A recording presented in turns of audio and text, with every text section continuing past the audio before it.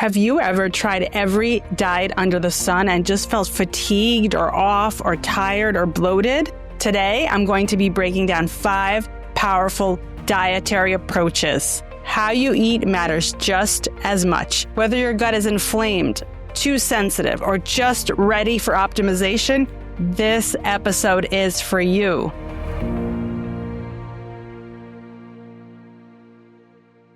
Hi, everybody, and welcome back to the Good Gut Feeling podcast, where we digest modern medicine with old world wisdom. Today, we have another powerful gut health topic that can impact your health today. Let's dive into these 5 transformative gut healing strategies. Number 1, if your gut is on fire, raw kale is not your friend. Cooked foods only for inflamed guts. This is the approach of traditional Chinese medicine.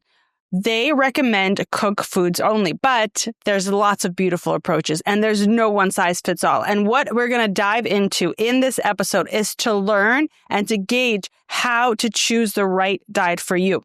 Is your gut inflamed?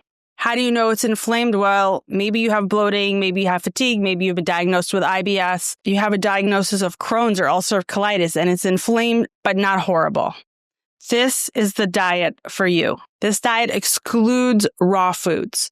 So you are focused on cooked foods. And why are cooked foods better for an inflamed gut? Well, because cooked foods are easier on the digestive tract. There's less work to do. They can cause less bloating. They can be less difficult to process. So when the gut is challenged in other ways, we don't want to add another challenge. We want to make it easy. Foods such as vegetables, can be any kind of vegetables, root vegetables, green vegetables. Once they're cooked, they are easier to digest. They will cause less bloating. So the same vegetable cooked and raw are 2 different things. So maybe you can, when you're feeling amazing, you can have raw kale and you can have raw spinach and you can have lettuce. But you take the same foods and cook them when you're not feeling well, when you're inflamed. It's a different process.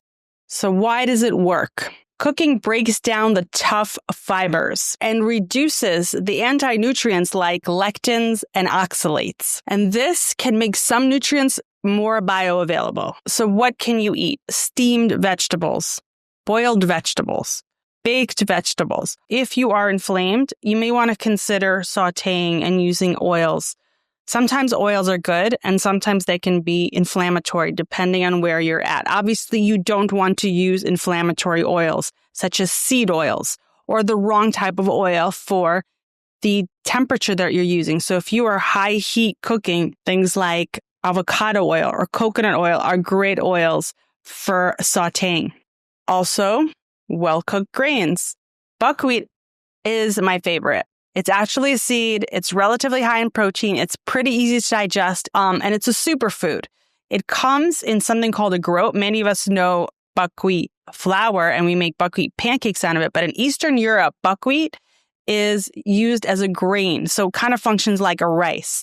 And it has a nutty flavor. It can be sweet or savory. It's very versatile, and it's great on the digestive tract. Quinoa is plus or minus. It is also high in protein. It's actually a grass.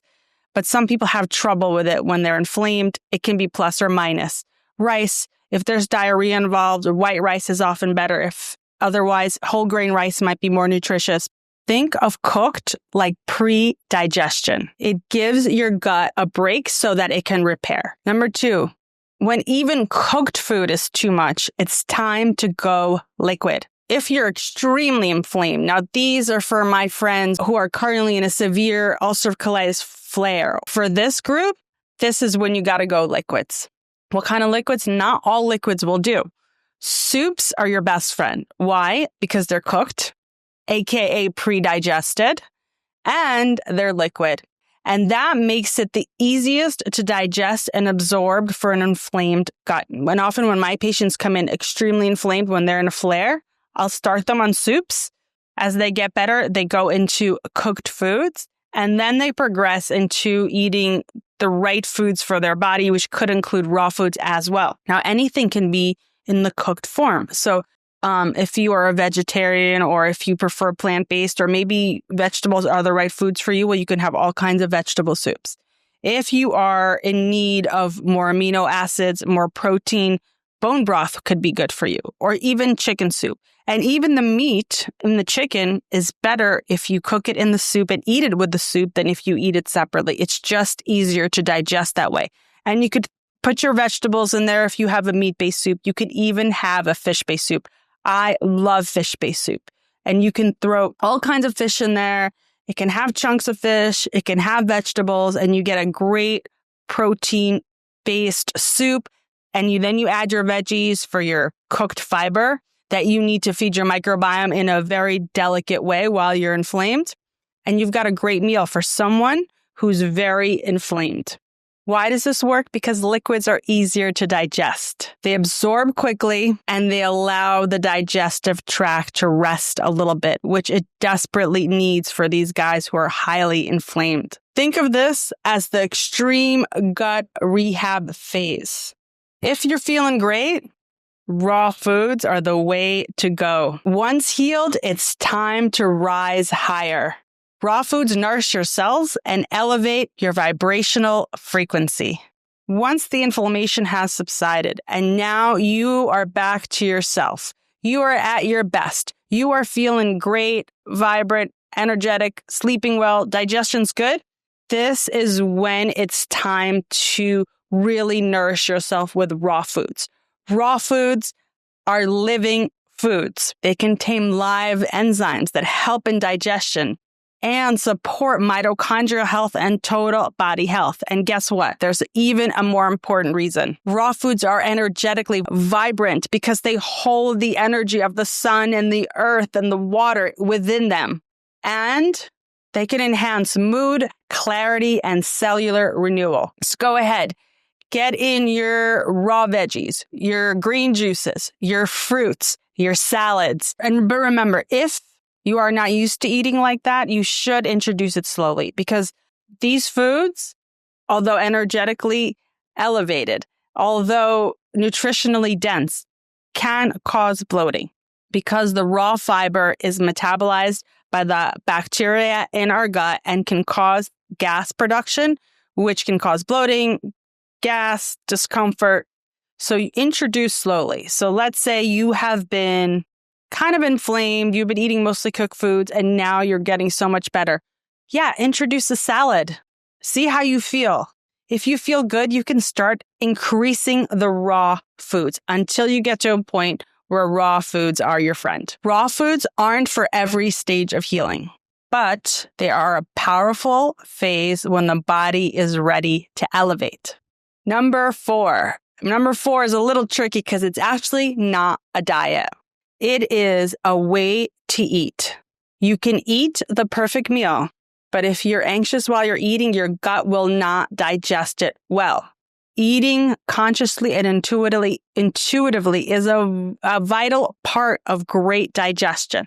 So how do we eat mindfully? First, be present. You're eating food. Enjoy the food. Taste the food. Look at the food.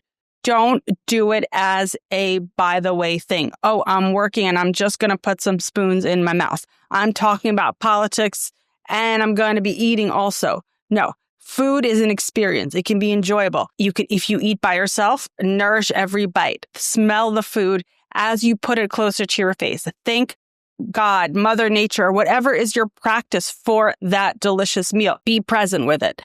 If you are dining with friends and family, have light, pleasant conversation. Don't get into things that are stressful. The dinner table is not the time to discuss politics or finances. It's the time to really just enjoy the experience.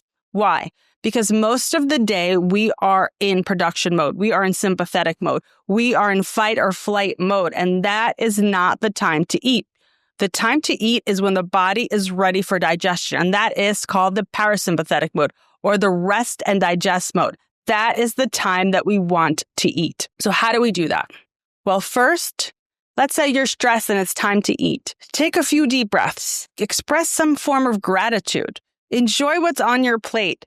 Whatever it is for you to become present with your plate. Number two, there's so many reasons for this. Chew thoroughly and eat slowly. Number one is that the teeth mechanically grind the food. Number two is that the saliva starts the digestive process. And number three, when we put the food in our mouth, the rest of the body is preparing. and the body starts to prepare and warming up like a car on a cold day. So if you give yourself a lot of time, your digestion's going to be optimized. You will still eat. If you swallow your food and you don't eat it well, you will still be able to eat. But the nutrition will not be extracted as well. Remember, you're not just feeding your body. You're feeding your nervous system, your energy, and your microbiome. Number 5 is fasting. Fasting is resting the gut. Sometimes our very inflamed patients who have pancreatitis or who come in with a very severe ulcerative colitis or Crohn's flare in the hospital, the first thing we do is rest their gut. Why do we do that? Because it allows the gut to regenerate. It doesn't mean we need to do extended fast regularly, but that concept of resting the gut is really what can create a reparatory process in our body. Another hidden benefit of fasting is detox, because once we're not eating, more stuff starts to come out. So if you notice, some people are good fasters and some are not. Some people feel good and energized and clear when they're fasting, and some people feel they have a headache, they feel fatigued. A lot of times, people who fast well are because they are detoxed and they're already living a clean lifestyle. If you are not prepared for this, fasting may not be for you, because all the junk that's been sitting in your body needs to come out. And if there's a lot, you can feel sick. So I know some people have trouble with this. So the key is to ease into it. So if you are just starting your health journey, fasting may not be for you, or maybe a very short fast, or maybe a time-restricted eating. Most people can do a fast from 7 o'clock at night to 9 a.m. in the morning. Fasting, when approached with caution and balance, is one of nature's best healers. These top 5 dietary approaches are not just fads. They're tools. Which one you choose depends on where you're at in your gut healing journey. So remember, cooked foods, good for inflammation. Liquid foods, good for highly inflamed guts. Raw foods, good for people who are feeling well and want to elevate. Eating slowly and mindfully and consciously is for everyone. And fasting may be for you if you're ready to take the next step. Your gut is your second brain. Listen to it. Honor it. It is your intuition center and your healing hub. Thank you for watching. If you like what you've heard, please subscribe and share with friends. There's so much more on wholegut.com. Stay healthy, stay gutsy, and I look forward to seeing you next week.